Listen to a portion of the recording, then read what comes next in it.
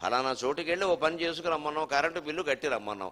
వెళ్ళేటప్పుడు క్షేమం ప్రధానమని ఎందుకు అనాలంటే బిల్లు కట్టాలి బిల్లు కట్టాలి బిల్లు కట్టాలంటూ సైకిల్ మీదో బండి మీదో వెళ్ళి కూడా ఆ కాగితం చూసుకుంటూ కూర్చుంటే పక్కదారి పడతాడు, యాక్సిడెంట్ అవుతుంది, ప్రమాదం అవుతుంది. అందుకని నువ్వు ఒక పనికి వెళ్ళేటప్పుడు ముందు క్షేమం మీద దృష్టి పెట్టి నీ బండి నడిపే విధానం బాగుండాలి, నువ్వు క్షేమంగా ఉండాలి. ఎవరిని నువ్వు గుద్దేయద్దు, ఎవరు నిన్ను గుద్దేసినా చూసుకోవాలి. వచ్చేటప్పుడు కూడా క్షేమం ప్రధానమే, కానీ క్షేమంగా వెళ్ళి క్షేమంగా వస్తే ఉపయోగం ఏమిటి? పని అవనప్పుడు లాభం ప్రధానం. అక్కడ లాభం అంటే డబ్బులు రావడం కాదు, పని చేసుకురావడం ప్రధానం.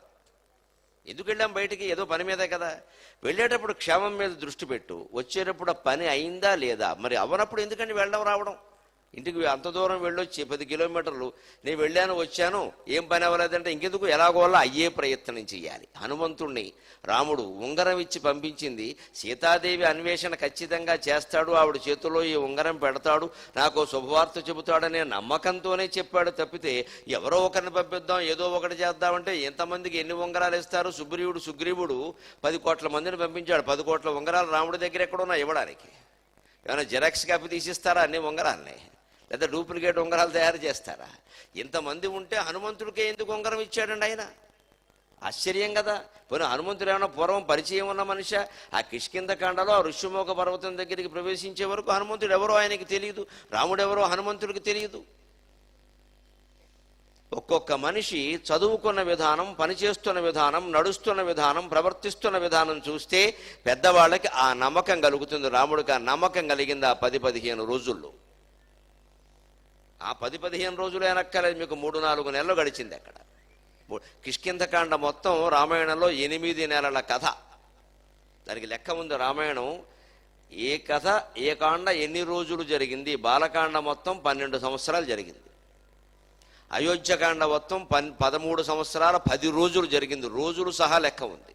ఆ కథ నడిచిన సంవత్సరం కాదు అక్కడ, క్రీస్తు పూర్వం క్రీస్తు శకం అని కాదు, కథాకాలం.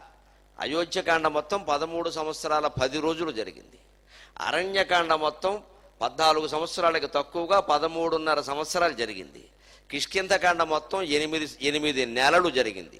ఆశ్చర్యం, మనం చెప్పుకుంటున్న సుందరకాండ మొత్తం 3 పూటల కథ, రోజున్నర, 36 గంటల కథ ఇది. 36 గంటల కథ ఇది. అందుకని 3 రోజులు పెట్టుకున్నాం, 3 పూటల కింద లెక్క, 3 12 36 లేదా 72 అని. 3 పూటల కథ. హనుమంతుడు ఇవాళ పొద్దున్న సముద్రం దాటాడు, సాయంత్రం అయ్యేసరికి అక్కడికి చేరుకున్నాడు. రాత్రంతా వెన్నెట్లో సీతను వెతికే ప్రయత్నం చేశాడు. తెల్లారాక 5 గంటల వేళ 6 గంటల వేళ పోనీ 7 గంటల వేళ ఆవిడని చూశాడు, ఆవిడతో మాట్లాడాడు.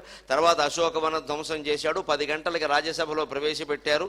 అక్కడ చెప్పవలసిన మాటలన్నీ రావణాసురుడికి నిర్భయంగా చెప్పాడు. వెంటనే ఈయన తోక అంటించారు. మధ్యాహ్నానికి లంకాదహనం చేశాడు. 1 గంటకు మళ్ళీ దక్షిణ సముద్ర తీరానికి వచ్చేసాడు. అయిపోయింది సుందరకాండ కథ. కేవలం 36 గంటలు. రామాయణం మొత్తం మీద అతి తక్కువ కాలం. మళ్ళీ యుద్ధకాండ వచ్చేసరికి అది సరిగ్గా వారం రోజుల కథ. రామరావణ యుద్ధం వారం రోజులు జరిగింది. భారత యుద్ధం 18 రోజులు జరిగింది. కానీ రామరావణ యుద్ధం కేవలం వారం రోజులు జరిగింది. ఇలా మొత్తం లెక్కల గట్టి తేల్చారు కథ ఎంత కాలంలో నడిచింది దాన్ని. అందులో చూస్తే యుద్ధకాండ తక్కువ, వారం రోజులు. మరి సుందరకాండ మరీ తక్కువ, రోజున్నర. కథ దృష్ట్యా చూస్తే రోజున్నర. మరి రామాయణం మొత్తంలో ప్రధానమైంది ఏదంటే సుందరకాండ. ఇప్పటికీ రామాయణం మొత్తం చదవలేని వాడు సుందరకాండ చదివితే పోన్లే అప్పటికి రామాయణం చదివినట్టే అనుకుంటారు. అసలు మామూలుగా మొత్తం చదివేవాడు కూడా ముందు సుందరకాండతో మొదలుపెట్టి రామాయణం చదువుతారు. అంత ప్రాధాన్యం వచ్చింది. పైగా రామాయణంలో రాముడు, సీత, హనుమంతుడు, విభీషణుడు, లక్ష్మణుడు ఇటువంటి పాత్రలన్నీ అనేక రకాల మంచి పాత్రలు అనుకున్నవి కూడా చాలా ఉన్నా రామాయణ మహామాలా రత్నం వందే అనిలాత్మజం గోష్పదీకృత వారాశిం మశకీకృత రాక్షసం రామాయణ మహామాలా రత్నం వందే అనిలాత్మజం అన్నారు. ఇన్ని మంచి పాత్రలు ఉంటే, సీతారాముడు లాంటి గొప్ప పాత్రలు ఉంటే, హనుమంతుడు పూజించినటువంటి పాత్రలు ఉంటే, హనుమంతుడిని రామాయణ మహామాల రత్నం అనడం ఏమిటండి? రామాయణం ఒక మహామాల అంటే మెళ్ళో వేసుకునే ఒక రత్నమాల అనుకోండి, అందులో ఒక ముత్యాల మాల అనుకోండి. అందులో రత్నం అంటే ఈ పతకం, ఈ పెండెంట్ అంటారు. ఇప్పుడు భాషలో పెండెంట్ అంటారు. అంటే పతకం సరిగ్గా ఇక్కడ ఉంటుంది. ఈ పతకం ఎప్పుడు ఇక్కడికి రావాలి, హృదయం దగ్గరికి రావాలి. హృదయం ఎక్కడ ఉంటుంది? ఇక్కడ ఉంటుంది. హృదయం ఎక్కడ ఉన్నది రాసిన వాడికి తెలియదు, వినేవాడికి తెలియదు ఎక్కడ ఉంది. హృదయం అక్కడ ఉండదు. అక్కడ ఉండదు అని ఛాతీ అంటారు. హృదయం అనేది ఇక్కడ ఉంటుంది ఖచ్చితంగా. హృదయానికి లెక్క ఏమిటి అంటే ఈ కంఠం కింద భాగంలో ముచ్చిలికుంట అని ఓ ప్రదేశం ఉంటుంది. సంస్కృతంలో దాన్ని నిష్ఠి అంటారు, ఖచ్చితంగా నిష్ఠి అంటారు. కంఠం కింద గుంటలా ఉంటుంది, ముచ్చిలి గుంట అంటారు దాన్ని. ఇక్కడ బొటన వేలు పెట్టి సరిగ్గా ఈ జానడు సరిగ్గా లెక్క చూడాలి. మళ్ళీ బొడ్లో చిటికిన వేలు పెట్టి పైకి జానడు లెక్క చూడాలి. ఇక్కడ చూడకండి, ఇంటికి వెళ్ళాక చూడండి. వారెవరో పక్కవారు బొడ్లో వేలెడుతున్నారు, అది మరీ ప్రమాదం. సరిగ్గా ఇక్కడ ముచ్చిలిగుంట దగ్గర ఇక్కడ బొటన వేలు పెట్టి ఇక్కడికి జానడు, కింద బొడ్లో వేలు పెట్టి పైకి జానడు చూస్తే ఈ రెండు జానలు ఎక్కడ కలిశాయో దాన్ని హృదయస్థానం అంటారు. మనం మెళ్ళలో వేసుకునే రుద్రాక్షమాలైనా తులసిపోసలైనా ఇంచుమించుగా మంగళసూత్రమైనా అక్కడికి వస్తుంది సరిగ్గా. అక్కడికి ఎందుకు వస్తుంది, అక్కడే పతకం ఎందుకు అంటే అది సరిగ్గా హృదయస్థానం.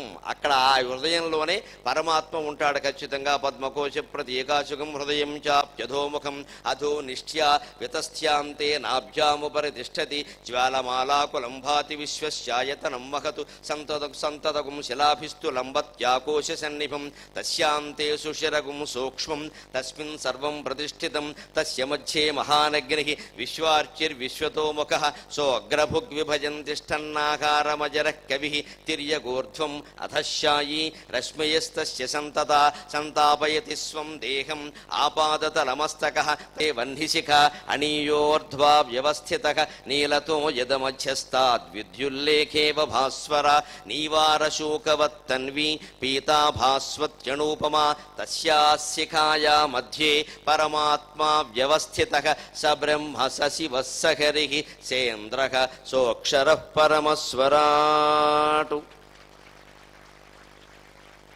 మనం గుళ్ళోకి వెడితే ఊళ్ళకే మంత్రపుష్పం వారు చదువుతారు, మనం ప్రసాదం తీసుకుని వచ్చేస్తాం. కానీ మంత్రపుష్పం ఇది.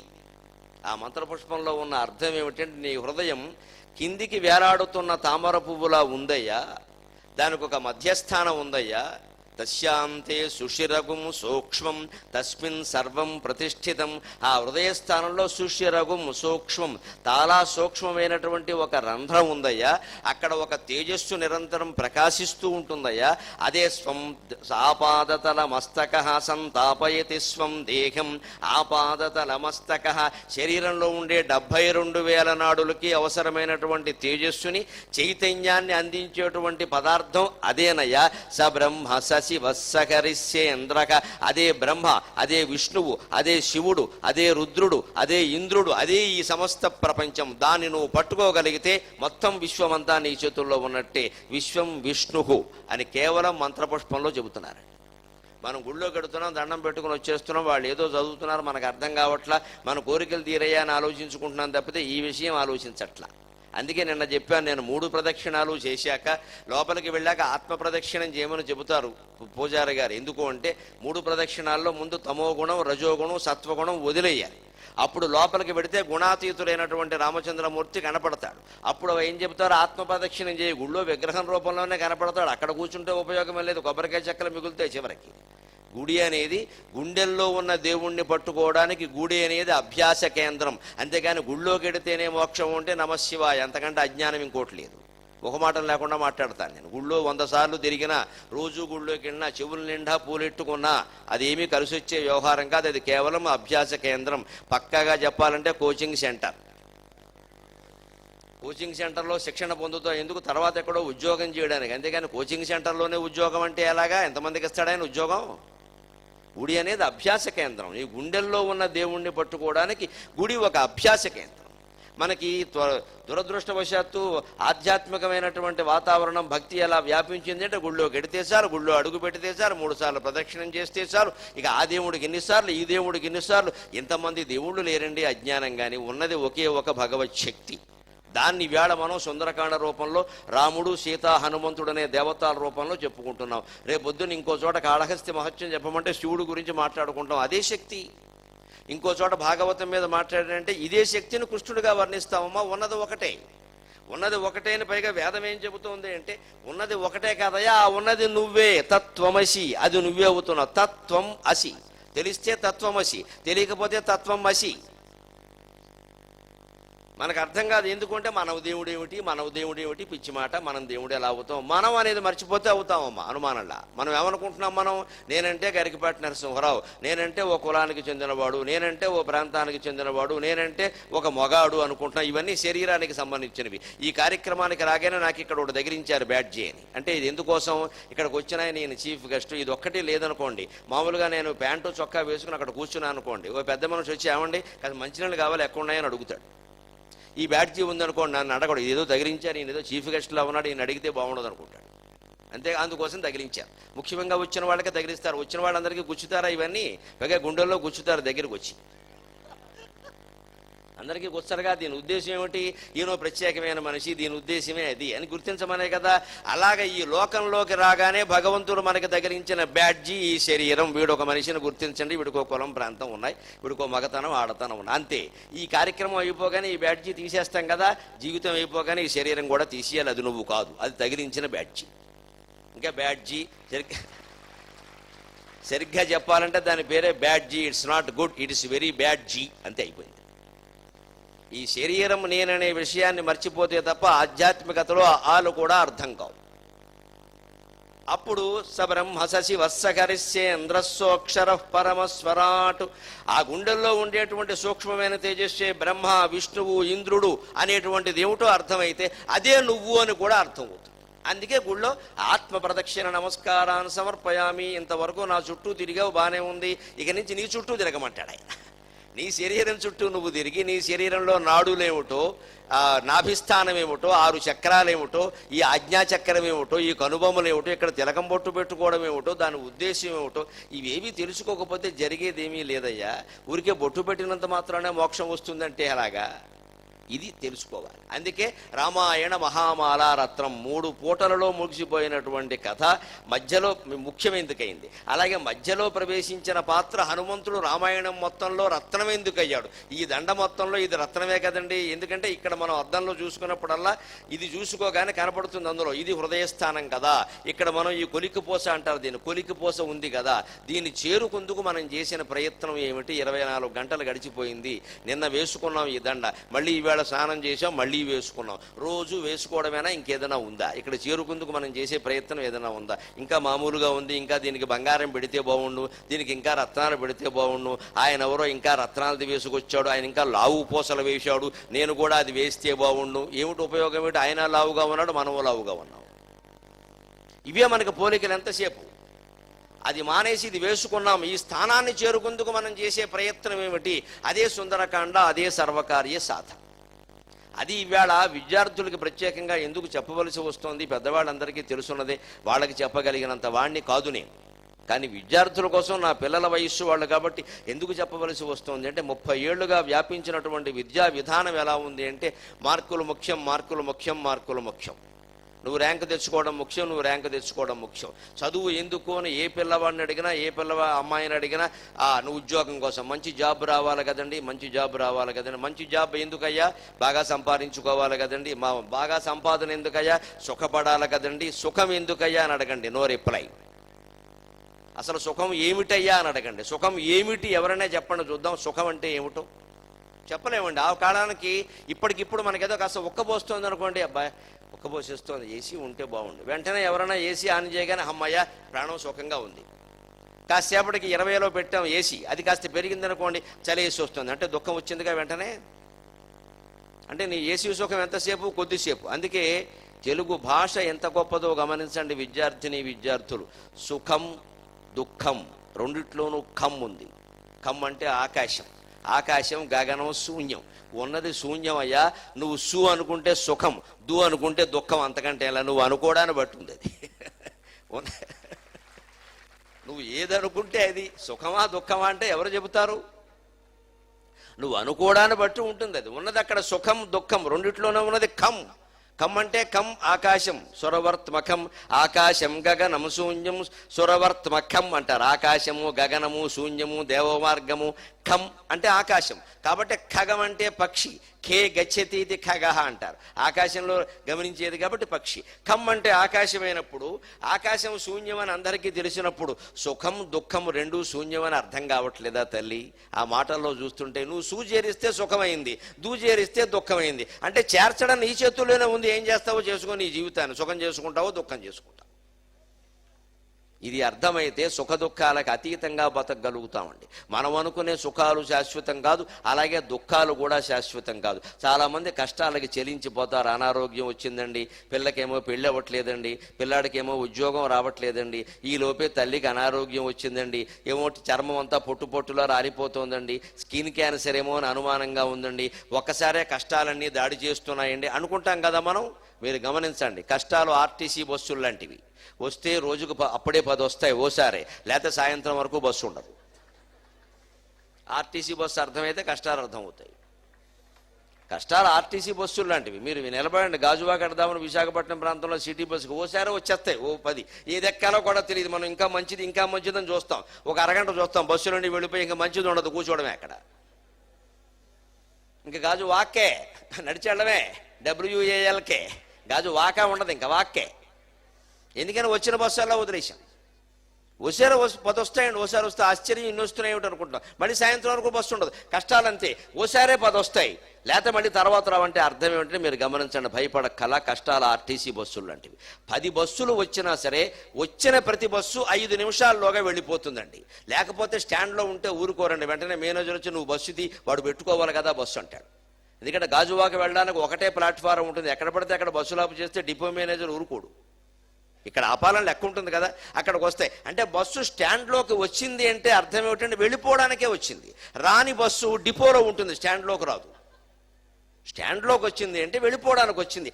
అలాగ మన జీవితంలోకి దుఃఖం కానీ కష్టం కానీ వచ్చింది అంటే విద్యార్థులను నా పిల్లలుగా భావించి చెబుతున్నా, అది వెళ్ళిపోవడానికి వచ్చిందమ్మా, మనం పండగ చేసుకోవాలి. నిజంగా అది వెళ్ళిపోతుంది ఖచ్చితంగా. ఓ కష్టం వచ్చింది, ఓ దుఃఖం వచ్చిందంటే ఆనందించాలి. అమ్మాయ ఎప్పుడో చేసిన పాపం వచ్చేసింది, వెళ్ళిపోతుంది త్వరలో, ఇంక గొడవలేదు, ఇంకా అనుభవించక్కల. ఇంత తేలిగ్గా తీసుకోవాలి జీవితాన్ని. మన వాళ్ళందరికీ చాలా యువతరానికి తెలుసు, వేరే చెప్పక్కల. నేను వెళుతూ కూడా ఓ బోర్డు చూశాను, బాబా సెహగల్లా అని పాటలు పాడుతూ ఉంటాడు. లైట్ తీసుకో అని పెట్టాడు. అదే లైట్ తీసుకోవడం. ఆ లైట్ తీసుకోవడం అలవాటు. లైట్ అంటే ఏమిటి? టార్చ్ లైటా? జీవితంలో అనేక ఘట్టాలను లైట్ తీసుకోవడం.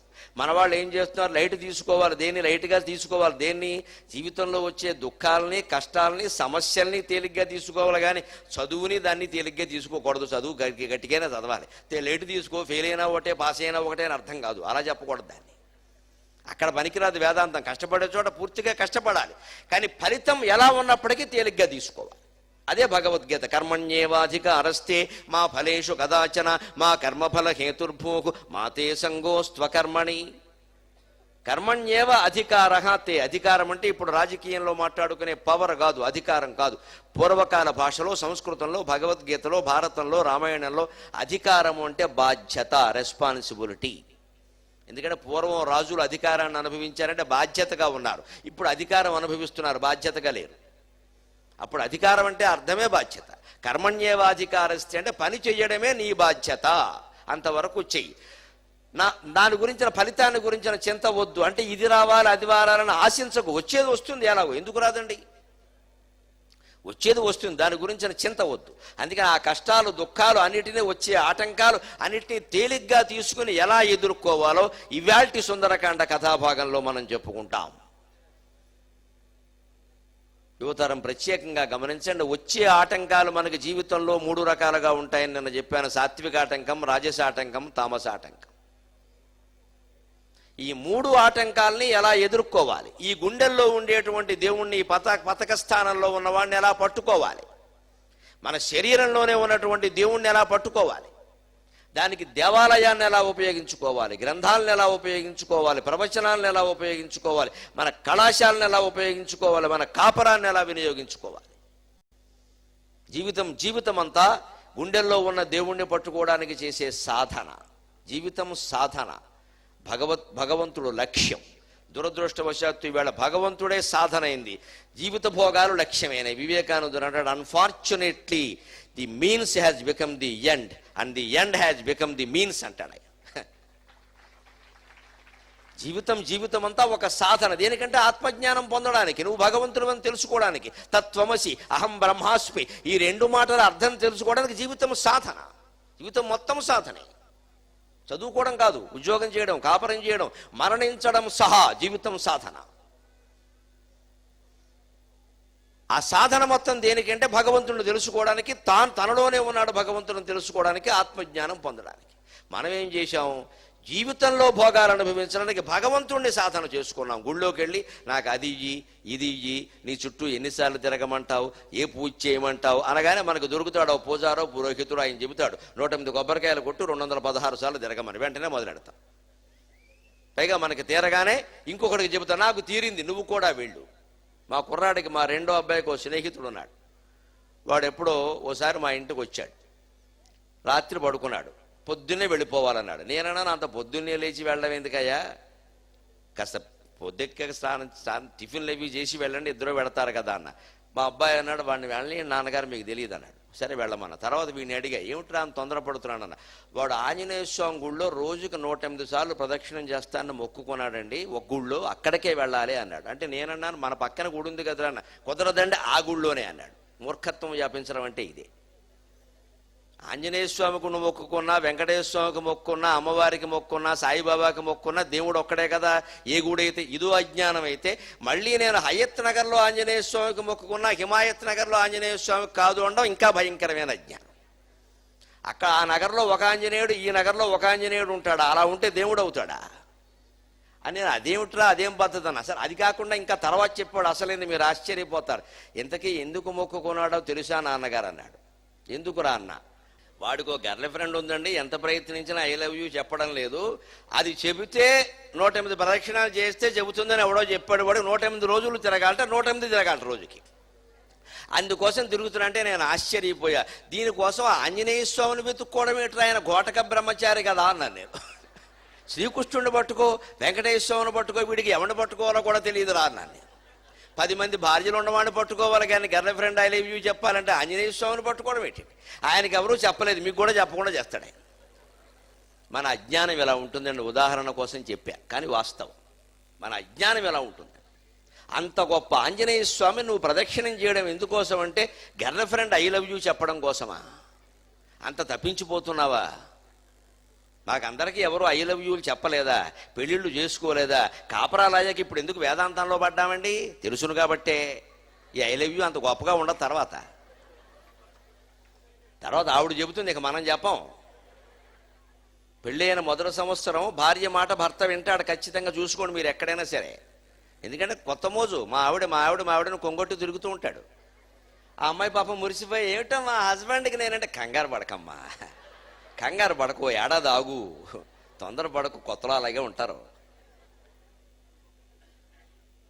ఆ మొదటి సంవత్సరం భార్య మాట భర్త వింటాడు. 2వ సంవత్సరం నుంచి భర్త మాటే భార్య వింటుంది. ఇక్కడ పెద్దవాళ్ళందరికీ తెలుసు. ఇక అలవాటు పడిపోతారు వాళ్ళు. ఈ మొగుళ్ళు నాకు ఇంతే మొగాళ్ళ పెత్తనాలు తప్పవమ్మా, ఈ దేశంలో మా అమ్మ పడాలా, నేను అలాగే పడాలి అని సర్దేసుకుంటారు.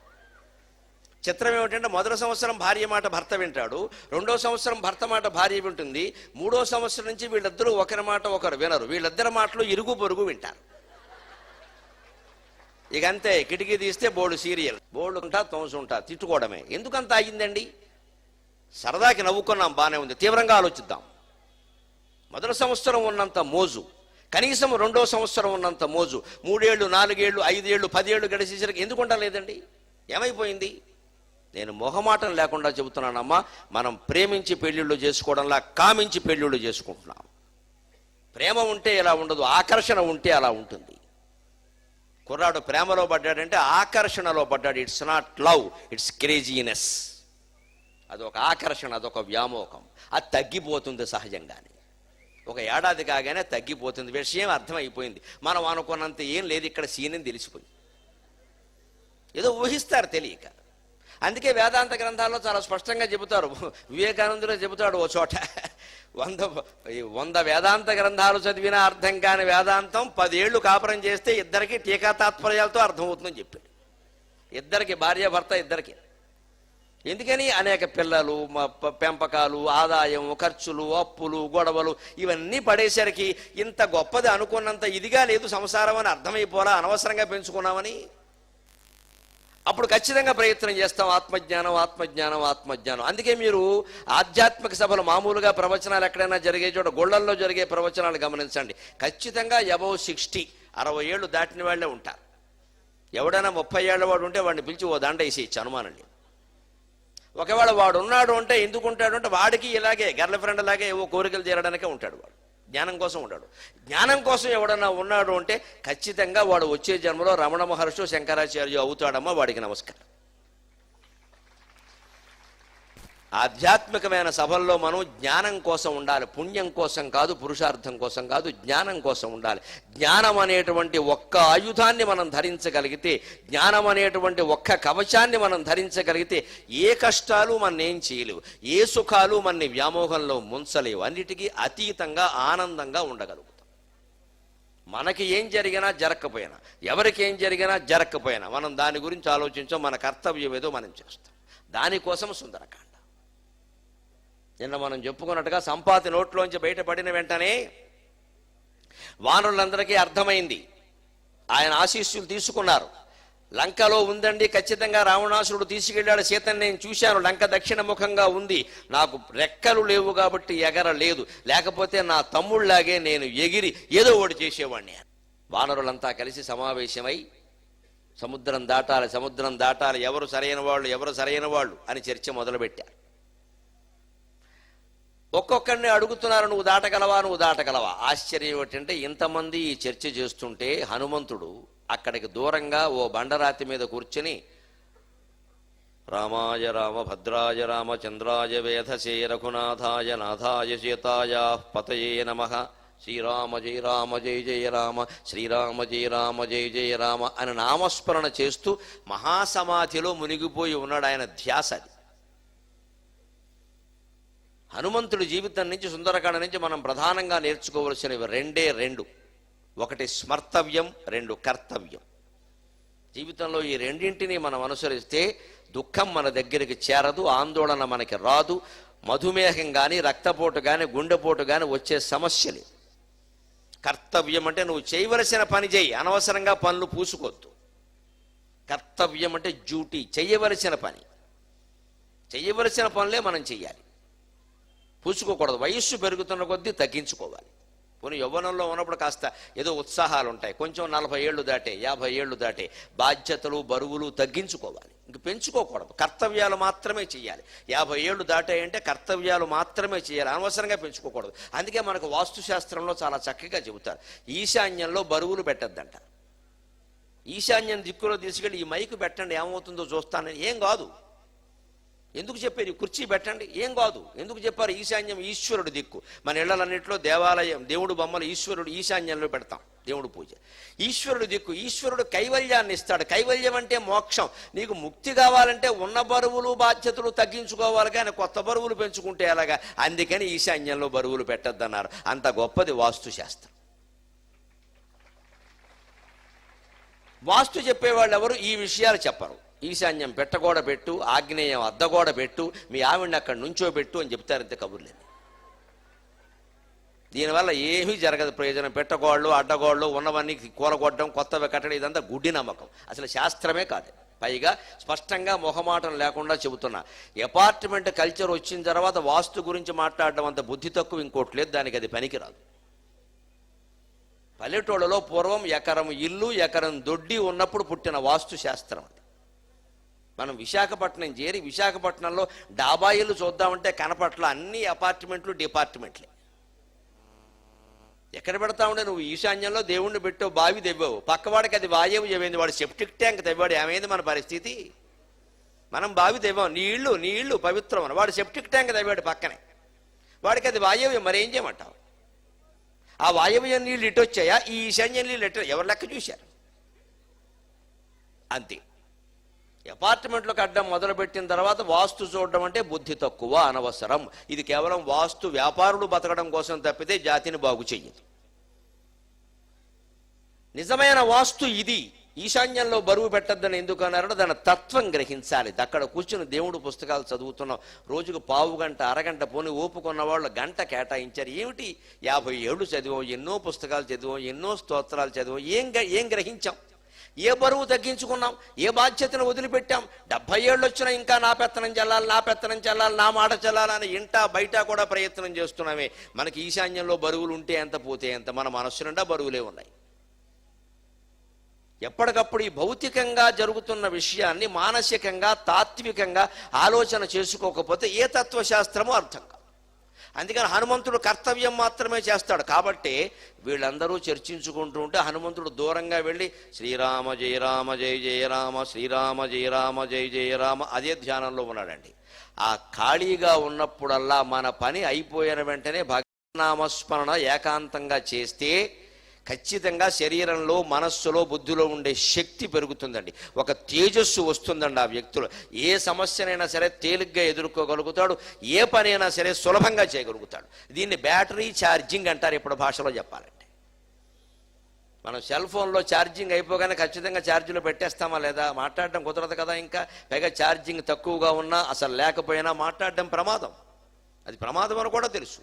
అలాగే శరీరాన్ని, మనస్సును కూడా ఛార్జింగ్ చేయాలి అంటే కర్తవ్యాలు మాత్రమే చేసి మిగిలిన సమయంలో నమ శివాయ నమ శివాయ నమ శివాయ, నమో నారాయణాయ నమో నారాయణాయ నమో నారాయణాయ, శ్రీమాత్రే నమ శ్రీమాత్రే నమ శ్రీమాత్రే నమ. ఇది మనస్సుకు చేయవలసిన ఆధ్యాత్మిక రీఛార్జ్, రూపాయి ఖర్చు లేని ఛార్జింగ్.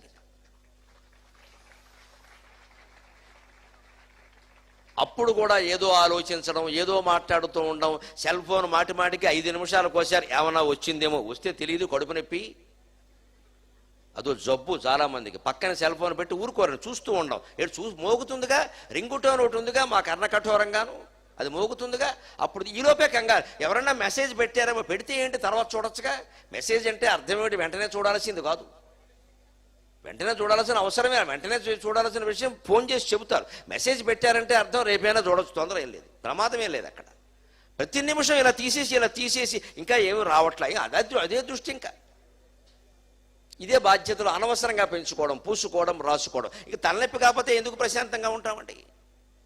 నేను రాత్రి 10 గంటలకు కట్టేస్తాను ఫోను, పొద్దున్న 8 గంటలకు మళ్ళీ తీస్తా. దేవేంద్రుడు ఫోన్ చేయని, నాకు అనవసరం, ఎందుకంటే స్వర్గం నాకు అక్కర్లేదు. నేనున్న తెలుగు నేల నాకు స్వర్గం, నా తెలుగు భాష నాకు స్వర్గం, నా తెలుగు పద్యం నాకు స్వర్గం, నా హృదయం నాకు స్వర్గం, నా భార్య నాకు స్వర్గం, నా పిల్లలు నాకు స్వర్గం. నేను ఎక్కడుంటే అక్కడే స్వర్గం, అంత నమ్మకం ఉంది నా మీద నాకు. ఇది గర్వం అనుకోవద్దు, బడాయి అనుకోవద్దు. నేను భక్తుడిని కాబట్టి నాకు అంత నమ్మకం ఉంది. నేను ఉన్న చోట స్వర్గం, అంతే. నేను హాయిగానే ఉంటాను, ఎందుకంటే నాకు కోరిక లేదు, భయం లేదు. కోరిక భయం రెండూ విడిచిలు పెట్టినవాడు స్వర్గంలోనే ఉంటాడు, సుఖంగానే ఉంటాడు. మనం ఎందుకు దుఃఖపడుతున్నామంటే ఒకటి కోరిక, రెండోది భయం. ఈ భయం కూడా ఎందుకంటే ఆ కోరిక తీరుతుందో తీరదో అని. కోరికే లేకపోతే భయమే లేదు. దాన్ని జయించే ప్రయత్నం చేయాలి. పెద్దవాళ్ళు ఉన్నారు కాబట్టి చెబుతున్నా ఒక్క మాట, విద్యార్థులకు కష్టమే. వాళ్ళ వయసు నిండా 20 ఏళ్ళు లేదు, వాళ్ళకి ఏవో ఆశలు, ఆశయాలు, గొడవలు, తాపత్రయాలు ఉంటాయి. ముందు ఉపయోగపడుతుందని చెబుతున్నాను. కానీ 40 ఏళ్ళు దాటే, 50 ఏళ్ళు దాటే, 60 ఏళ్ళు దాటే ఇంకా కోరికలు, ఇంకా దేనికో భయపడ్డాను. దేనికి ఏం చేస్తాం? పోనీ భయపడితే రోగం వచ్చింది కానీ ఆ కోరిక ఏమైనా తీరిందా? పోనీ రెండో రకంగా ఆలోచిద్దాం. భయపడ్డాం, ఏం జరిగింది? ఇంకో బీపీ బిళ్ళ వేసుకోవాల్సి వచ్చింది. ఒంట్లో వేడి పెరిగిపోయింది, బీపీ పెరిగింది, ఇంకోటి వేసుకోండి అంటే. అంత ఆందోళన చెందకపోతే, దాని గురించి ఆలోచించకపోతే ఈ బిళ్ళలు వేసుకునే పని ఏం లేదు కదా. ఈ ఆలోచన చేయాలంటే హనుమంతుడిలాగే స్మర్తవ్యం, కర్తవ్యం. అందుకే ఇంతమంది సముద్రం ఎలా దాటాలని ఆలోచిస్తుంటే ఆయన అది మానేసి, పెద్దవాళ్ళు ఉన్నారు, జాంబవంతుడు ఉన్నారు, హనుమంతుడు, అంగదుడు నాయకుడు, సుగ్రీవుడు తర్వాత ఆయన బేగ దక్షిణానికి వచ్చిన వానర సైన్యానికి నాయకుడు హనుమంతుడు కాదు, అంగదుడు. ఆయన నాయకత్వం కోసం పోటీ పడలేదు. ఇవాళ విద్యార్థులందుకే లీడర్షిప్ అని చెబుతున్నారు. హనుమంతుడు లీడర్షిప్ కాదమ్మా, ఫాలోయర్షిప్, అనుచరుడు. ఆయన గొప్ప అనుచరుడు. ఊరికే లీడర్షిప్ అని ఓదర కొట్టేస్తే చచ్చిపోతున్నారు అక్కడ పోటీలు పెట్టుకుని. అందరూ లీడర్లు అవుతే వెనకాల వెళ్ళేవాడండి. అందుకే విద్యార్థుల్లో, యూనివర్సిటీల్లో ఉండే రాజకీయ సంఘాల్లో కూడా నువ్వు ఎందుకు ఇందులో చేరావని ఎవరినైనా అడగండి. ఎప్పటికైనా ఎమ్మెల్యే అవుదామని. ఏంటి విద్యార్థి నుంచే ఎమ్మెల్యే అవడం కోసం విద్యార్థి సంఘాల్లో చేరతావా? అలా తయారు చేశారు మొత్తం. అందుకే యూనివర్సిటీలు దగ్ధమైపోతున్నాయి కులాల కుమ్ములాటల్లో, మతాల కుమ్ములాటల్లో. శుభ్రంగా చదువుకోవలసిన చోట ఇవేమిటండి గొడవలు? అలా విశ్వవిద్యాలయాలు ఎందుకు తయారు? అక్కడ విద్యార్థి సంఘాలు పెట్టారు, ప్రతి పార్టీ వాళ్ళు సంఘం పెట్టారు. అంచేత లీడర్షిప్ కాదమ్మా ఇవాళ విద్యార్థులు నేర్చుకోవలసింది, ఒక ఆదర్శమైన వ్యక్తిని అనుసరించే తత్వం నేర్చుకోండి. హనుమంతుడిలాగా జీవితంలో మీరే నాయకుడు అవుతారు, అనుమానమే ಇಲ್ಲ. ఎందుకని ఆయన రాముణ్ణి అనుసరించాడు. కానీ రామాయణ మహామాల రత్నం, రామాయణం అంతా ఇటువంటి ఒక మహామాల అనుకుంటే ఈ మధ్యలో ఉండే రత్నం రాముడు కాదుట, సీత కాదుట, హనుమంతుట. అంత కీర్తి వచ్చింది ఆయనకి. హనుమంతుడు లేకపోతే రామాయణం ఏముందండి, సుందరకాండ లేకపోతే రామాయణం ఏముందండి? మరి ఆయనేం కోరుకోలేదే. అంటే నీ పని నువ్వు చేస్తే కోరుకోకపోయినా వస్తాయి, ఎందుకు అనవసరంగా తాపత్రయపడతావు? ఇప్పుడు వీళ్ళు ప్రణాళిక వేసుకుని అంగదుడిని అడిగారు, ఏమయ్యా నువ్వు నాయకుడు కదా, నువ్వు వెళ్ళగలవా, ఏం చేస్తావంటే అది 800 మైళ్ళు ఉందండి. శతయోజన విస్తీర్ణం అంటారు. యోజనం అంటే 8 మైళ్ళు, అందుకని శతయోజనం అంటే 800 మైళ్ళు. అంగదుడు అన్నాడు, నేను 100 మైళ్ళు వెళ్ళగలను, అనుమానం ఏం లేదన్నాడు. సరే, యువరాజు చిన్న కూరాడు. ఇంకోడున్నాడు మైందుడు అని, వాడిని అడిగారు, నేను 200 మైళ్ళు వెళ్ళగలను అన్నాడు. ఏదో వేలం పాటలా ఉంది. ఇంకోడున్నాడు ద్వివిధుడు అని, నేను 300 మైళ్ళు వెళ్ళగలను అన్నాడు. ఇంకోడున్నాడు సుషేనుడు అని, నేను 400 మైళ్ళు వెళ్ళగలను అన్నాడు. ఇవన్నీ లాభం లేదు, చిల్లర పాటల్లో ఉన్నాయి అని జాంబవంతుడిని అడిగారు. పార్టీలో చాలా సీనియర్ ఆయన, చాలా పెద్ద ఆయుర్దాయం, పెద్ద బలం కలిగిన వాడు. ఆయన అడిగారు, తాత ఇవన్నీ చిల్లర వ్యాపారాలు 100, 200 అంటారు, 800 మైళ్ళు ఉంటేను ఓ పక్క అంటే నువ్వు వెళ్ళగలవంటే ఆయన అన్నాడు నెమ్మదిగా లేచి సవరించుకొని, నేను వెళ్ళగలను, అనుమానం లేదు, తిరిగి రాలేనన్నాడు. తిరిగి రాలేనంటే అక్కడ ఏం చేస్తావు? పానీపూరి షాప్ ఒకటి పెట్టుకుంటావా? రావణాసురుడు చంపేడు. ఈయన అక్కడికి వెళ్ళి సీతాదేవిని చూసి తిరిగి రాకపోతే వెళ్ళడం ఎందుకంటే క్షేమంగా వెళ్ళి లాభంగా రమ్మని చెబుతున్నాం కదా.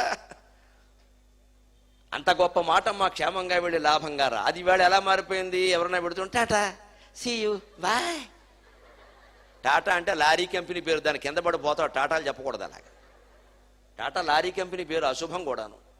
టాటా ఏమిటి, చీరియో ఏమిటి, బై ఏమిటి, దాని అర్థం ఏమిటి, దానివల్ల మనకు కలిగే భావన ఏమిటి? అదే క్షేమంగా వెళ్ళి లాభంగా రా అంటే ఎంత వ్యక్తిత్వం, ఎంత శిక్షణ ఉందండి. వెళ్ళేటప్పుడు క్షేమం మీద దృష్టి పెట్టు, వచ్చేటప్పుడు ఆ పని జరిగిందలదా ఎలాగో అలా పని చేసుకురావాలి. అంటే ఎవరినో కలవమని పంపించావు, వారు లేరనుకోండి, లేరమ్మా అని వచ్చేయకూడదు, అక్కడ తెలుసుకోవాలి. పక్కింటి వాళ్ళని అడగాలి, ఏమంటే ఈ ఇల్లు తాళం వేసింది, వీళ్ళు ఎక్కడికైనా వెళ్ళారంటే వాళ్ళు చెప్తారు, లేదంటే పక్కకే వెళ్ళారని వాళ్ళు ఎక్కడికి వెళ్ళరండి, అలాగే ఇప్పుడు వచ్చేస్తారంటే 5 నిమిషాలు ఆగి పని చేసుకోవాలి. అందుకని ఇలా దూరం నుంచి బండి మీద చూసి, oh it is locked, okay I can go అంటే ఇంక నువ్వెందుకు ఇక్కడ, ఎందుకు లాకో తెలుసుకోవాలి. లాభంగా రమ్మంటే అర్థం అది వెంటనే వచ్చాక పని చేసుకురావాలి. అంటే కనుక్కోవాలి, పక్క వాళ్ళని అడగాలి. లేకపోతే కాసేపు ఆగితే పోస్ట్ మ్యానో కొరియర్ వాడో వస్తాడు, అక్కడ వాడు చెప్తాడు, ఎవరో చెప్తారు, అడగాలి. అప్పుడు వచ్చి అమ్మా నేను వెళ్ళాను, 10 నిమిషాలు చూశాను, వారు లేరు, కానీ ఇగో పక్కకి ఎక్కడికో వెళ్ళారట, ఏదో ఊరికి వెళ్ళారట, పుట్టింటికి వెళ్ళారట, ఎప్పుడో వస్తారట. అప్పుడు చెబితే తల్లి పోన్లేరా విషయం తెలిసింది కదా అంటారు. ఏమీ లేకుండా వెళ్ళాను చూశాను తాళం వేసిందంటే పొల్లయ్య వ్యాపారంలో ఉందంట. పుల్లయ్య వ్యాపారం ఒక సామెత చెబుతారు వెనక. పుల్లయ్య అనేవాడు ఒక యజమాని దగ్గర పనిచేస్తున్నట్ట. ఆ యజమాని అక్కడ పాప నమ్మకంగా ఉండేవాడు. ఆయన ఓ బండి వేసుకుని అక్కడ ఉండేవాడు. పుల్లయ్య గారు యజమాని ఎక్కడికి చెబితే అక్కడికి ఈ పుల్లయ్య వెళ్ళేవాడు. యజమాని రాత్రిపూట 9ంటికి భార్యతో మాట్లాడుతూ అన్నట్ట, పొద్దున్నే పుల్లయ్యని వ్యాపారం పంపిద్దామే, బోడు బాకీలు ఉన్నాయి వసూలు కావలసినవి, వ్యాపారం పంపిద్దాం. బాకీల విషయం ఆవిడతో చెప్పాల, వ్యాపారం పంపిద్దాం. వ్యాపారం అంటే పక్క ఊరు, అందుకని పక్క ఊరు పంపిద్దాం, వ్యాపారం వెళ్ళాలంటే. ఈ మాట పుల్లయ్య విన్నట్ట, అరుగు మీద పడుకున్నవాడు. విని వాడు అనుకున్నట్టు యజమాని అంటే బాగా భక్తి, అందుకని అయ్యగారు అమ్మగారికి చెప్తున్నారు నన్ను వ్యాపారం పంపిద్దామని. అసలు మనం ఆయన చెప్పకుండానే మనమే వ్యాపారం వెళ్ళొచ్చేసి తెల్లారేసరికి ఆయన వ్యాపారం వెళ్ళాలంటే నేను వెళ్ళొచ్చేసానంటే ఎంత ఆనందిస్తాడు నిజంగాను. ఇంత వెర్రాడు ఇంకెవడైనా ఉంటాడా? అందుకని వీడు రాత్రి నిద్రపోవడం మానేసి 10 గంటలకు బయలుదేరి బండి కట్టుకుని వ్యాపారం వెళ్ళాడు. అక్కడ చెట్టు కింద కూర్చొని చుట్టకాల్చుకున్నాడు. మళ్ళీ బయలుదేరాడు, మళ్ళీ వచ్చేసాడు, పడుకున్నాడు. పొద్దున్న 5 గంటలకు లేపి యజమాని పుల్లయ్య వ్యాపారం వెళ్ళాలంటే మీరు అడుగుతారని నాకు తెలిసిండి, అందుకే వెళ్ళొచ్చానన్నాడు. ఉరి వెర్రి వేధవా ఎందుకు వెళ్ళావురా అంటే ఎందుకేముందంటే వెళ్ళొచ్చాను. వెళ్ళడం ఎందుకు మరి, ఎందుకో తెలియపోతే. ఓ పని మీద వెళ్ళామంటే పని మీద పని లేకుండా వెళ్ళడం కాదు. ఇదే క్షేమంగా వెళ్ళి లాభంగా రావడం. ఏ పనో తెలుసుకోవాలి, అది అవచేసుకుని రావాలి. లేకపోతే ఊరికే వెళ్ళామంటే ఛార్జీలు దండగా ఎందుకు వెళ్ళినట్టు. అందుకని జాంబవంతుడు వెళ్ళి అక్కడ ఉంటానంటే అలాగయ్యా మకాం పెట్టేస్తే అన్నారు. అప్పుడు జాంబవంతుడే అన్నాడు, ఇగో ఈ చర్చలన్నీ అనవసరం, పదండి. అసలు మనిషి అక్కడ ఉన్నాడు, పనిచేసేవాడు ఎప్పుడు మాట్లాడేవాడు పనిచేయడు. అసలు మనిషి అక్కడ ఉన్నాడు, బండ మీద కూర్చొని రామ్ రామ్ రామ్ అని జపం చేసుకుంటాడు. ఆయన దగ్గరికి వెళదాం పదని వెళ్ళేవాడు ఆయన, మీరు నేను కాదు అని అక్కడికి వెళ్ళి ఆయన మౌనంగా జపం చేసుకుంటుంటే వీరవానరలోకస్య సర్వశాస్త్ర విశారద, వీరవానరలోకస్య సర్వశాస్త్ర విశారద తూష్ణీమేకం తమాశ్రిత్య హనుమన్ కిం న జల్పసి, హనుమన్ కిం న జల్పసి. హనుమంతుడా కిం న జల్పసి, నువ్వు మాట్లాడవేమిటయ్యా? మేము అనవసరమైన వాళ్ళంతా ఇక్కడ ప్రతిజ్ఞలు చేస్తున్నాం, వాగుతున్నాం, అసలైన వాడివి నువ్వు మాట్లాడడం ఏమిటయ్యా? అందుకే అంటారు లోకంలో మాట్లాడేవాళ్ళు పని చేయరని, పని చేసేవాళ్ళు మాట్లాడరని. నీ వల్ల అవుతుందయ్యా ఈ పని? నువ్వు మాట్లాడేవేమిటయ్యా? తూష్ణీం ఏకాంతమాశ్రిత్య, అలా మౌనంగా అలా ఉండిపోయేవేమిటయ్యా? నేను చేస్తానని చెప్పొద్దా అంటే హనుమంతుడు కళ్ళు తెరిచాడు. తాత పెద్దవాడివి, నువ్వు చెబితేనేం కాదన్నానా? ఆజ్ఞాపించు, నువ్వు చెబితే చేస్తా. ఇది లక్షణం. పెద్దవాళ్ళు చెప్పాక చెయ్యాలి. అంతకుముందే నేను చేసేస్తానంటే ఒక్కోసారి వాళ్ళ కోపం వస్తుంది. చేసావులే కూర్చో, నిన్నెవడు కల్పించుకోమన్నాడు అంటారు వెంటనే. అత్యుత్సాహం పనికిరాదు. అలాగని అసలు ఉత్సాహం లేకపోవడం, నిరుత్సాహం కూడా పనికిరాదు. అత్యుత్సాహం పనికిరాదు, నిరుత్సాహము పనికిరాదు. ఉండవలసింది ఉత్సాహం. ఏ పనైనా మనం శ్రద్ధతో చెయ్యాలి. అశ్రద్ధగా చేసినా తప్పే, అతిశ్రద్ధగా చేసినా తప్పే. అతిశ్రద్ధనే చాదస్తం అంటారు పూర్వకాల భాషలో. అది అతిశ్రద్ధ, అంత అవసరం లేదు. అలాగని అశ్రద్ధ కూడా పనికిరాదు, దాన్ని శ్రద్ధగా చేస్తే చాలు. అలాగే ఏ పనికైనా మనం ఉత్సాహం చూపించాలి. ఉత్సాహం, సాహసం, ధైర్యం, బుద్ధి, శక్తి, పరాక్రమక షడేతే ఎత్ర తిష్టంతి తత్ర దైవోపి తిష్టతి. విద్యార్థులు గుర్తుపెట్టుకోండి, యవ్వనంలో ఉన్నవాళ్ళు 6 లక్షణాలు ఎక్కడ ఉంటాయో దేవుడు అక్కడే ఉంటాడు, దైవానుగ్రహం అక్కడే ఉంటుంది, సర్వకార్య సాధన అక్కడే ఉంటుంది. ఉత్సాహం, సాహసం, ధైర్యం, బుద్ధి, శక్తి, పరాక్రమక, ఈ 6 ఎక్కడ ఉంటాయో అక్కడ నీకు అన్ని పనులు అవుతాయి. అందుకే సుందరకాండ చదివితే పనులు అవుతాయని చెప్పారు. ముందు ఉత్సాహం ఉండాలి. ఏ పని చెప్పినా నేను చేస్తానండి, ఈ అవకాశం నాకు ఇవ్వండి అన్నట్టుగా ఉండాలి. అంతేగాని ఎప్పుడు నాకే చెప్తారు నేను, మీకు ఇంకెవరో దొరకరు, మేము లోకువయ్యాం, నీకు ఇవే పని చేస్తావు. సాహసం అంటే ఏదో డేరింగ్ అంటారు, పొరపాటు మాట. సంస్కృతంలో సాహసం అంటే డూయింగ్ ఇమీడియట్లీ, వెంటనే చెయ్యడం. సహస అనే మాటకి వెంటనే అని అర్థం. అంచేత సాహసం అంటే వెంటనే చెయ్యడం. ధైర్యం వేరు, సాహసం వేరు. అందుకే ధైర్య సాహసాలు అంటారు. ఒక పని చేయడానికి ధైర్యం ఉండాలి, అంటే ధీరత్వం, భయం లేకుండా ఉండాలి. సాహసం అంటే వెంటనే చెయ్యాలి. ఎవరో ప్రమాదంలో ఉన్నారు, అన్నా రక్షించన్నారు, వెంటనే రక్షించాలి. కానీ కాలేజీ కడుతున్నా, వచ్చాక రక్షిస్తా, అంతవరకు అరుస్తూ ఉండు అంటే ఉంటాడా వాడు? వచ్చాక రక్షించడం ఏంటి? ముందు వాడిని రక్షించగలిగే ధైర్యం ఉండాలి. ఎందుకంటే వాడు బావిలో పడ్డాడు. బావిలో పడిన వాడిని మనం బయటికి లాగాలంటే మనకి ఈతొచ్చి ఉండాలి. బావిలో పడిన వాడిని పైకి లాగగలగాలి, వాడిని సంఖ్య కింద బిగించుకోగలగాలి. అక్కడి నుంచి మనం అరవడం ఏదో చేయాలి. ఈ ధైర్యం ఉండాలి. లేకుండా బావిలో పడగానే వీడు గుండె ఆగింది అనుకోండి, వీడు పడ్డమే అనవసరం, అసలు వాడు కలిసిపోతారు.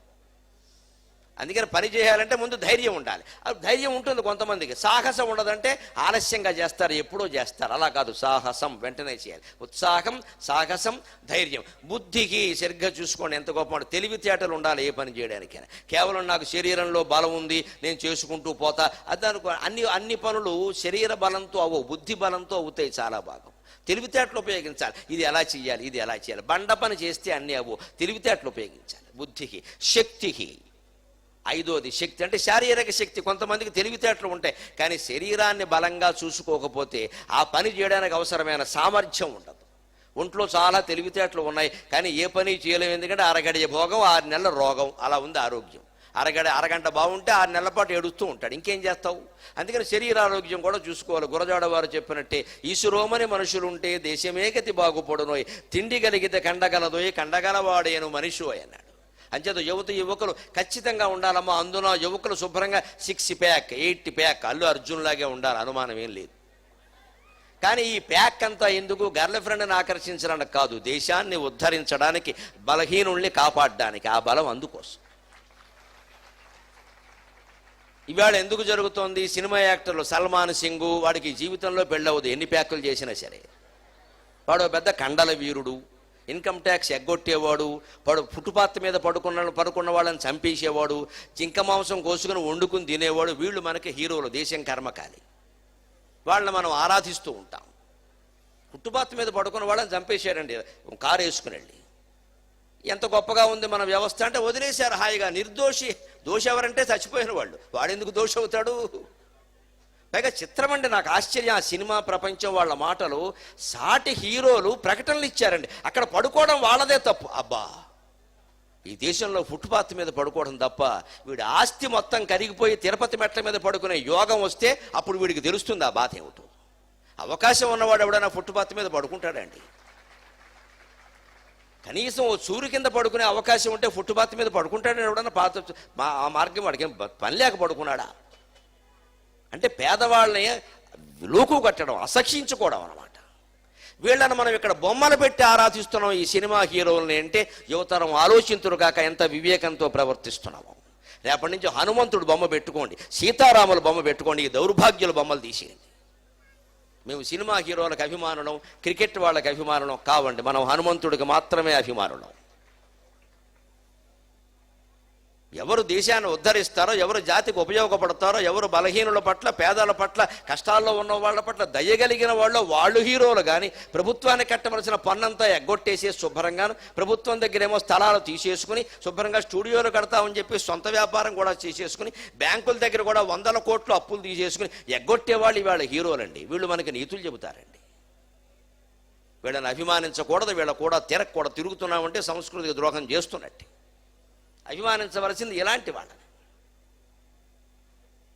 అందుకని జాంబవంతుడు చెబుతున్నాడు, నీలాంటి వాడివి సమర్థుడి, ఉత్సాహం, సాహసం, ధైర్యం, బుద్ధి, శక్తికి శరీరం ఉండాలి. నిజమే, 6 ప్యాక్ ఉండాలి, 8 ప్యాక్ ఉండాలి, శరీరం బలంగా ఉండాలి. అదంతా ఎందుకు? బలహీనుల్ని కాపాడడానికి, అమ్మాయిల్ని అబ్బాయిలు, అబ్బాయిల్ని అమ్మాయిలు ఆకర్షించడానికి కాదు.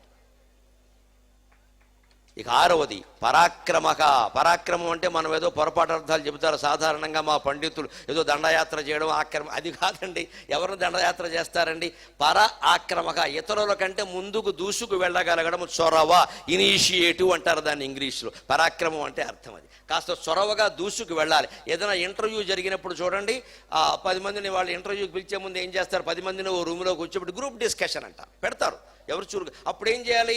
బాబు, ఇప్పుడు ఉగ్రవాద సమస్య ప్రపంచాన్ని పీడిస్తోంది, మీరు దాని గురించి చర్చించండి అనగానే మనం వెంటనే నేను మొదలు పెడతాను అని మొదలు పెట్టాలి. అదే పరాక్రమం. అంతేగాని వారు ఎవరో మాట్లాడతారు పెట్టని, వారు అందరూ అయ్యాక మాట్లాడదు. శ్రీరామనామం ప్రసాదమా, భోజనమా? ముందు మొదలు పెట్టాలి, కాస్త చురుగ్గా మాట్లాడాలి. అందరికంటే నువ్వే అందరినీ పెత్తనం చేస్తున్నట్టుగా ఉండాలి, కాస్త వాగాలి, లేకపోతే ఉద్యోగం రాదు. కాస్త హడావుడు చేయాలి అక్కడ. అందుకని వీడెవడో కాస్త చురుగ్గా మాట్లాడుతున్నాడు, డిస్కషన్లో బ్రహ్మాండంగా వీడు పనికొస్తాడు అని ఇంటర్వ్యూకి పిలుస్తాడు. ఇది పరాక్రమం. అందుకని వాళ్ళ ఆస్తులు ఆక్రమించడం, వీళ్ళ భూములు ఆక్రమించడం కాదు పరాక్రమం అంటే.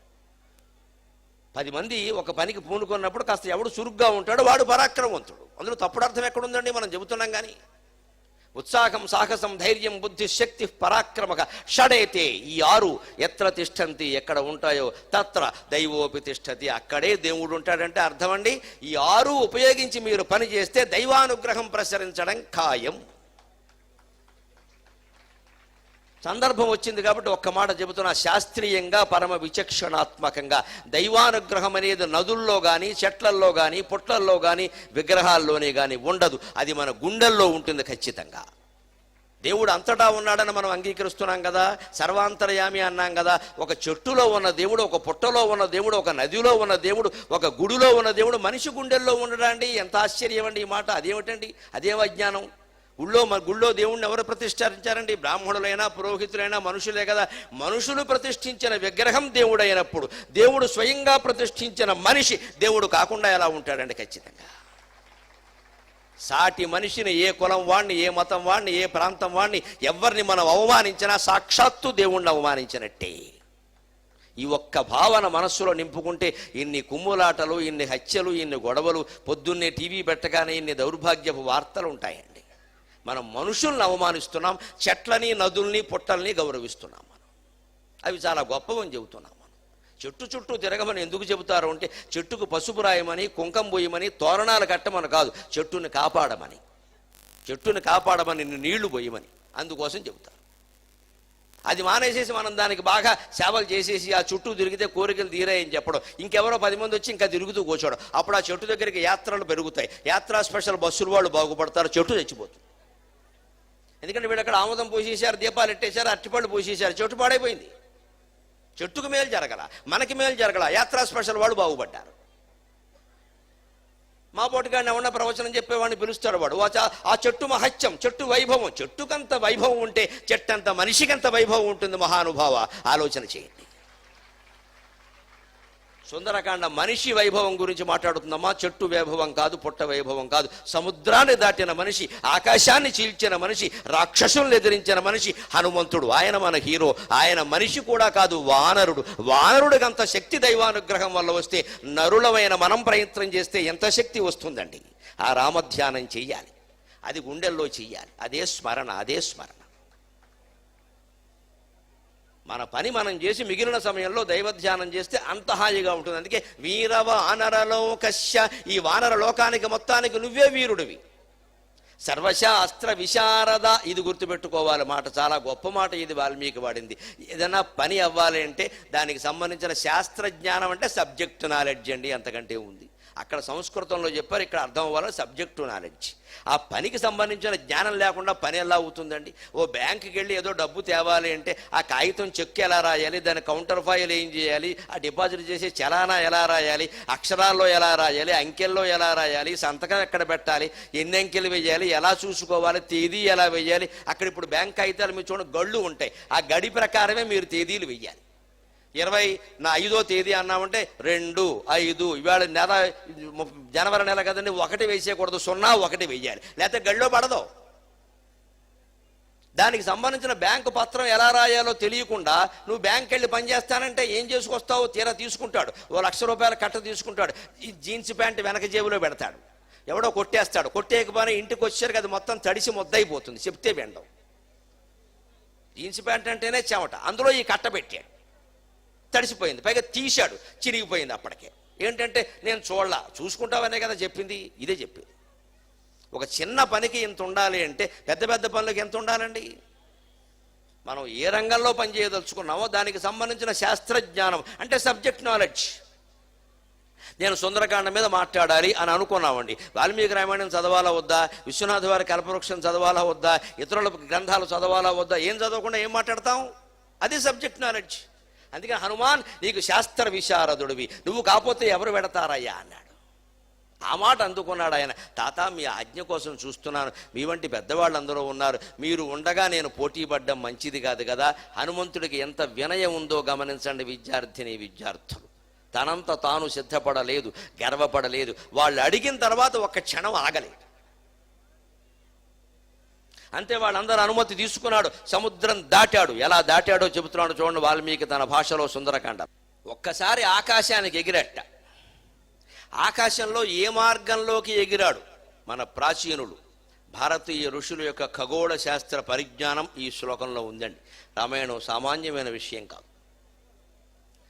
తతో రావణ నీతాయా సీతాయా శత్రుగరీశనక, తతో రావణ నీతాయా సీతాయా శత్రుగరీశనక, ఏష పదమన్వేష్టం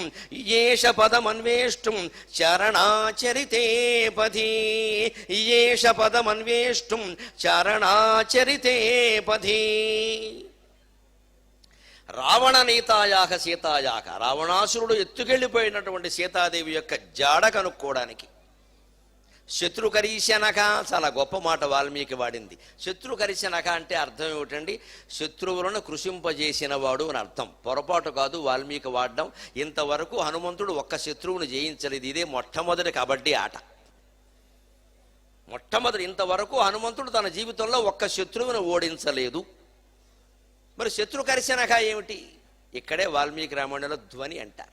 ధ్వని, కవిత్వం ఎప్పుడు ఎలా ఉంటుందంటే నేరుగా చెప్పరు. నేరుగా చెప్పేదాన్ని పత్రికల్లో వార్త అంటారు, శాస్త్రం అంటారు. దాన్ని వ్యంగ్యంగా చెప్పాలి, గర్భితంగా చెప్పాలి. అందుకే కవిత్వం స్త్రీ స్వరూపమా పురుష స్వరూపం కాదు. శాస్త్రం పురుష స్వరూపం, కవిత్వం స్త్రీ స్వరూపం.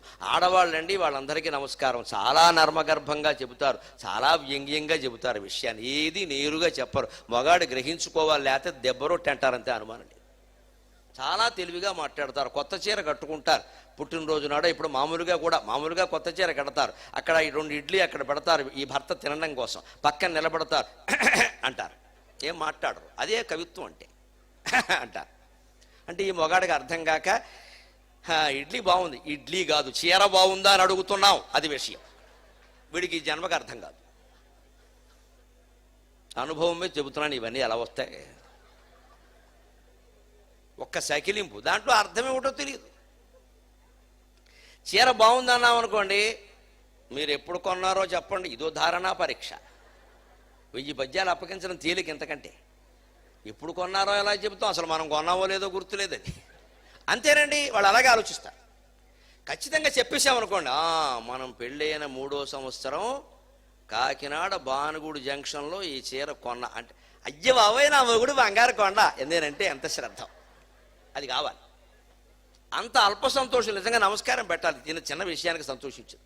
కానీ ఆ ఒక్కటే చెప్పలేదు అనుకోండి, ఏమీ గుర్తుండవు, అన్నీ బయటవి గుర్తుంటాయి, మావి ఎందుకు గుర్తుంటాయి అని లోపలికి వెళ్ళిపోతారు. మధ్యాహ్నం భోజనం పని అయిపోయినట్టే లెక్క, కూర మాడిపోయినట్టే లెక్క. నువ్వు ప్రపంచాన్ని ఎంత ఉద్ధరించావనేది వాళ్ళకి అనవసరం, భార్యను పట్టించుకున్నావా లేదా అంతే. అదే కావాలి. అదేం తప్ప, అదే స్వార్థం అనడానికి లేదండి. భర్త కూడా పట్టించుకోకపోతే భార్యను దేశంలో వాళ్ళు పట్టించుకుంటారండి? ఆ కోరిక ఉండవలసిందే, ఉంటుంది, అది సహజమే. భర్తను పట్టించుకుందుకు దేశంలో చాలామంది ఉన్నారమ్మా. నేను ఇక్కడ తిరిగి ఉపన్యాసాలు ఇస్తున్నా, నాకు దండాలు పెట్టేవాడు చాలామంది ఉన్నారు. కానీ నేను ఇన్ని చోట్ల తిరిగి ఇన్ని ఉపన్యాసాలు ఇస్తున్నానంటే కారణం, ఇంటన్ దీపము వెలుగుచుండుట కదా ఈ తేజము పొంగెడిన్. ఇంట్లో మా శారద అనే ఒక దీపం అక్కడ వెలుగుతోంది కాబట్టి, నాకు సేవలు చేస్తోంది కాబట్టి, పిల్లలను చూసుకుంటోంది కాబట్టి, నిన్న మొన్నటి వరకు బతుకున్న అత్తగారిని దేవతలా చూసుకుని సేవ చేసింది కాబట్టి గరికిపాటి నరసింహరావు అనేవాడు దేశం అంతా తిరుగుతున్నాడు. లేకపోతే ఎలా తిరుగుతారండి? ఇంటన్ దీపము వెలుగుచుండుట కదా ఈ తేజము పొంగెడిన్, వింటన్ పువ్వులు దూసినప్పుడు గదా విన్యాసముల్ వేషముల్. వింటన్ పువ్వులు దూసినప్పుడు గదా విన్యాసముల్ వేషముల్. మింటన్ మబ్బులు మూగినప్పుడు గదా మేనెల్ల వర్షించుటల్. మింటన్ మబ్బులు మూగినప్పుడు గదా మేనెల్ల వర్షించుటల్. కంటన్ నీరది క్రమ్మినప్పుడు గదా కంటన్ నీరది క్రమ్మినప్పుడు గదా కావ్యములు పొంగుటల్. భార్య అనే దీపం వెలుగుతూ ఉండడం వల్ల భర్త తన పని తాను చేసుకోగలుగుతాడు నిశ్చింతగా. అందుకే ఇంటికి దీపము ఎల్లాలు అన్నారు, మొగాడు అనలా. గృహలక్ష్మి అన్నారు, గృహిణీ గృహముచ్యతే అన్నారు. ఇంకా శాస్త్రంలో గృహిణీ గృహముచ్యతే. ఇల్లాలే, ఇల్లంటే ఇల్లాలే, ఇంటి ఆయన కాదు, తర్వాత విషయం. కావ్యం ఎప్పుడు వస్తుంది? వాల్మీకి కావ్యం ఎప్పుడు వచ్చింది? కంఠం నీరది క్రమ్మినప్పుడు కదా. 2 పక్షులు, క్రౌంచ పక్షులు ఒక చెట్టు కొమ్మ మీద నిలబడి ఆనందంగా ముక్కు రాసుకుంటూ ఆనందంగా ఉంటే, అప్పుడు ఒక బోయేవాడు బాణం వేస్తే అందులో ఒక పక్షి చనిపోతే ఆ 2వ పక్షి పడుతున్న బాధ నుంచి వాల్మీకి రామాయణం పుట్టిందండి. మా నిషాద ప్రతిష్టాం త్వమగమ శాశ్వతీ సమాక యత్ క్రౌంచ మిథునాత్ ఏకమవధి కామమోహితం. ఓ బోయేవాడా, అలా లైంగిక అవస్థలో చాలా ఆనందంగా, శృంగారపరంగా, వైభవంగా ఉన్నటువంటి పక్షుల్లో ఒకదాన్ని చంపేస్తావా? వేటకుండే నియమాలు తెలుసా? గమనించాలి. వాల్మీకి స్వయంగా బోయేవాడు, తర్వాత తపస్సు చేసి వాల్మీకి అయ్యాడని చెప్పారు కదా. మరి ఒక బోయేవాడు, ఇంకో బోయేవాడు 2 పక్షుల్లో ఒక పక్షిని చంపితే అంత బాధపడవలసిన అవసరం ఏముందండి? ఆయన కులవృత్తిగా ఆయన చేసింది. కానీ ఈ దేశంలో వేటకి కొన్ని నియమాలు ఉన్నాయి. పక్షుల్ని వేటాడొచ్చు, మృగాల్ని కూడా వేటాడొచ్చు. వేటాడొద్దని చెప్పాలి. క్రూర మృగాలనే వేటాడాలి, బలహీన మృగాల్ని కాదు. అది కూడా మాంసం కోసమే ఒకవేళ వేటాడినా పూర్వం అన్నం తిని ఆ నీళ్లు తాగుతుంటే లేడీని చంపకూడదు. మగలేడి ఆడలేడి కలిసి ఉంటే చంపకూడదు. అది ఒకచోట కూర్చుని నిద్రపోతుంటే చంపకూడదు. ఖచ్చితంగా పరిగెట్టేటప్పుడు చంపాలండి. అలా కాకుండా దంపతులు కలిసి ఉన్నప్పుడు చంపబట్టే పాండురాజుకి శాపం వచ్చింది భారతంలో. వేటాడడం తప్పు కాదు, ఎప్పుడు వేటాడాలి ఎప్పుడు ఆడకూడదు కొన్ని నిబంధనలు పెట్టారు. ఎందుకని? పరిగెట్టేటప్పుడే వేటాడాలి. ఎందుకని? నీకింకో లేడి దొరకచ్చు, దానికి ఇంకో ప్రాణం లేదు కదా. అందుకని నువ్వు వేటాడితే వేటాడు, నీకు తప్పనిసరి. కానీ దానికి తప్పించుకునే అవకాశం ఇవ్వాలి కదా. నీ నేర్పంతా ఉపయోగించి వేటాడు. బాణం గురి తప్పితే ఇంటికి వెళ్ళిపో, అంతేగాని దాన్ని వేధించుకుని తినకు. దానికి తప్పించుకునే అవకాశం ఇవ్వాలి. ఎందుకంటే దానికి ఇంకో ప్రాణం లేదు, మనకి ఇంకో జింక దొరుకుతుంది. ఇంత బాధ్యతగా అహింసా పరమో ధర్మక అని ఆలోచించిన ఏకైక సంస్కృతి భారతీయ సంస్కృతి. అందుకని పక్షిని వేటాడినా సరే, బోయేవాడు కులవృత్తి అయినా సరే, పక్షి మాంసం వాడు తింటాడు, అమ్ముకుంటాడు, తప్పులేదు, అదో వృత్తి. ఏం చేస్తాం, అందరూ తలో వృత్తి మీద బతకాలి. కానీ ఆ పక్షిని ఎప్పుడు వేటాడకూడదు, జంట పక్షులు కలిసి ఉన్నప్పుడు ఆనందంగా ముక్కు రాసుకుంటూ ఉన్నప్పుడు, మన దగ్గర ఇప్పటికే ఉంది, దంపతులు ఒకచోట కూర్చుని ఉంటే వాళ్ళ మధ్యలోంచి వెళ్ళొద్దంటారు. కొత్తగా పెళ్ళైన వాళ్ళు ఏకాంతంగా ఓ గదిలో ఉంటే ఆ గదిలోకి ఇంకెవరిని వెళ్ళనివ్వరు పెద్దవాళ్ళు. వెళ్ళకండి, వాళ్ళు అలా ఉన్నారు, మీకెందుకు వెళ్ళడం అంటారు. వెంటనే ఆపేస్తారు పిల్లల్ని. ఎందుకంటే వాళ్ళ ఆనందానికి అడ్డు తగలద్దు. ఎప్పుడు ఏ ఆనందానికి ధర్మ అర్థ కామ మోక్షాలు వేటికి మనం ప్రాధాన్యం తగ్గించలేదమ్మా, సమానమైన ప్రాధాన్యం ఇచ్చాం కామానికి కూడా. కానీ అది ధర్మంగా ఉండాలని చెప్పాం. భార్యతో మాత్రమే, భర్తతో మాత్రమే. అదేదో కేవలం సరదాగా టిఫిన్ చేసి భోజనం చేసే వ్యవహారం కాదు. అది చాలా తీవ్రమైన విషయం. అది భర్తతో మాత్రమే, భార్యతో మాత్రమే. అందుకని దానికి అంతవరకు పర్వాలేదు అన్నారు. భార్య భర్త కొత్తగా పెళ్ళైన వాళ్ళు సరదాగా ఏదో మాట్లాడుకుంటూ ఉంటే పిల్లలు ఎవరైనా వాళ్ళ దగ్గరికి వెళ్ళిపోతే, నీకు అక్కడేం పనే లేలారా అని అమ్మమ్మగారో మామగారో వచ్చి లాక్కెళ్ళిపోతుంది ఆ పిల్లని. అది చూడకూడదు, వాళ్ళు ఆనందంగా ఉండాలి. అంటే దానికి ప్రాధాన్యం ఇచ్చారు, వీళ్ళకి అనవసరంగా వీళ్ళు దెబ్బతినకుండా చేశారు. ఇది సంస్కృతి. అందుకని ఇక్కడ బోయేవాడు వేటాడంటే వాల్మీకి ఎందుకు అన్నాడు అంటే, త్వమగమ శాశ్వతీ సమాహయత్ క్రౌంచ మిథునాది ఏకమవతి కామమోహితం. కామమోహితమై అనురాగంతో శృంగార భోగాల్లో ఉన్న పక్షుల్లో ఓ పక్షిని చంపావు. బోయేవాడా, నీకేమైనా నీతి నియమం ఉందా? నీ మాంసం కోసం అలాంటి పక్షిని చంపేస్తావా?